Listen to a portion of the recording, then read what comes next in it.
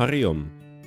This is an English translation of an online satsang given to us by our Guruji Swami Nispruh Spandan on the 25th of January 2024. There was a question: why is it so that a mantra given by a guru is more powerful than if you were to just pick up a mantra and chant that? To answer this question, we must first realize that all mantras, apart from the mantras known as namjap or chanting the holy name, have been created by divine masters. Doing namjap has a basic positive effect, but it can be likened to taking your vitamins and other supplements. In order to be able to do mantra jap, an eligible person has to guide you through that process and teach you how to do the jap. Just by seeing a mantra on the internet or somewhere else, learning it and chanting may not have the desired result. Just as you were to go to a pharmacy, some products you're able to buy without prescription, such as aspirin and multivitamin. But if you needed something more specific, then you must have a prescription to buy it. And this prescription can only be given by a person who knows what is ailing you and is therefore able to write you an accurate prescription. The body may get many different infections, and for many of those infections, different antibiotics are administered.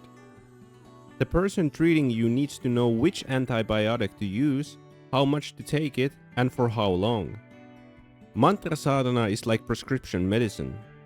Also, to mention about antibiotics, that when you start taking antibiotics, it is advised to take it at the same time each day for the prescribed duration.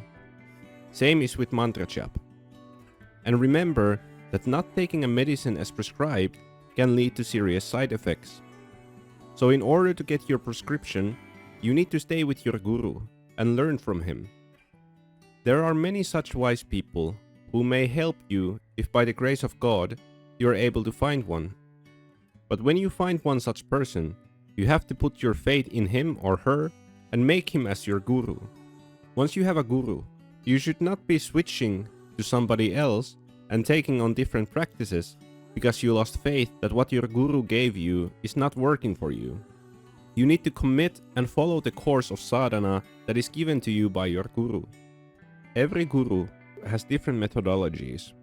If you switch from one to another, then he will not know what has been your previous line of treatment, and he will only give you that which he is knowledgeable on. So switching gurus is like switching doctors, because you stop agreeing with their line of treatment. You have to understand that like a guru, a doctor is also dedicated and devoted to their line of treatment, their methodology and field of study. So to get two same kinds of prescription from different gurus is almost impossible.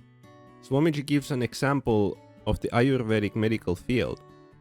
Even before a doctor gives you any kind of medical treatment, he will ask you to first fix your bad habits. Otherwise, the Ayurvedic doctor may refuse to treat you. Same way is with certain gurus, that until you quit some of your bad habits, they will not give you sadhana, because otherwise you might become a powerful evildoer. So to wrap it up, there are different types of medicine, paths and sadhana, which will take you to the goal you want to attain, and your guru will know which type of medicine to administer you. Swamiji tells of a trait which many people commonly have, that we very easily see the faults in others and the merits in ourselves, and are quick to defend if something brings these into question. To rid of this, the three doshas in the body need to be balanced, and to get the correct treatment, a realized master is needed to see what doshas in you are at an imbalance, and what mantra to give in order to balance them. Some mantra you pick up from the internet may have an opposite effect on your body than that which you are looking for. Let's say there is a person who wants to become more sociable in society. For this person, a correct treatment is to teach him softness and acceptance. And if he starts chanting a mantra which puts him in the direction of becoming a sannyasi or a renunciate, this person will start developing such an aura around him that people will start avoiding him. And then this will lead to depression for the person who is doing this sadhana because he thought that the effect of this sadhana would be the opposite than what he is getting. And we can take an opposite example. Say a person is being mistreated and is unable to defend themselves. And if this person starts chanting a mantra, which makes him softer, then the result will be the opposite of what he needs. Keeping this in mind, it is highly advisable to seek a guru who can see your energies and is then able to give you an appropriate mantra. This leads to Swamiji telling us that Kriya is perfect for people who are living a material life, because such a person has to adapt to different situations. Sometimes he needs to be kind, sometimes stern, sometimes loving, and sometimes angry. The path of Kriya is the only one where one may experience all four stages of life, which are Brahmacharya, Grihastha, householder, Vanaprastha, forest walker or forest dweller, and Sannyasa, renunciate. If likened to weapons, some other sadhanas are like a bow and an arrow, in which a new arrow is needed every time the previous one has been fired, whereas Kriya is like the Sudarshan chakra, which will always come back after it's been cast. If you are more interested in siddhis or gaining powers than going towards self-realization, there are other sadhanas which one may take on. But eventually, those will also lead to the practitioner in leaving those siddhis behind to walk on the path of self-realization. This truth of Kriya cannot be learned nor found from any book or material in the material world, because the only way it can be transferred to another is through the Guru-Sishya Parampara, or Guru-Disciple tradition. If you do your sadhana regularly and follow the advice as given to you by your Guru, then in time you will notice that your whole outlook on life has changed.